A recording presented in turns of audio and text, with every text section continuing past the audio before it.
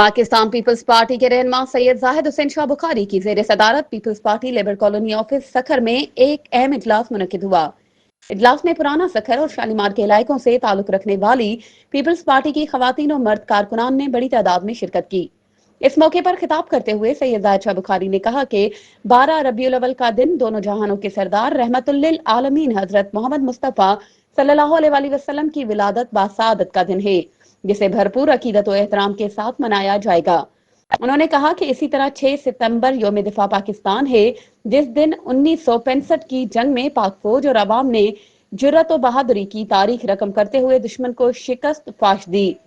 इस दिन हम अपनी अफवाज पाकिस्तान को खराज तहसीन पेश करेंगे। इन्होंने हालिया मुल्की सूरत हाल पर गुफ्तगू करते हुए कहा कि इस वक्त मुल्क भर में सैलाबी सूरत हाल इंतहाई संगीन है। खैबर पख्तूनख्वा, गिलगित बल्तिस्तान और पंजाब में दर्जनों कीमती जानें जाया हो चुकी हैं, जबकि अब सिंध को भी शदीद खतरात लाहक हैं।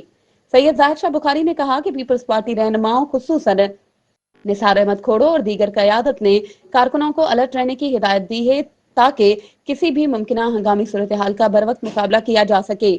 उन्होंने मजीद कहा कि पीपल्स पार्टी के कारकुनों को चाहिए कि वो अवाम की खिदमत के जज्बे के तहत हर वक्त तैयार रहें और मुमकिन सैलाबी खतरात से निमटने के लिए अवाम के साथ मिलकर अपना किरदार अदा करें। मजीद खबरों और अपडेट्स के लिए हमारे चैनल को सब्सक्राइब करें और बेल आइकन को प्रेस करना ना भूलें।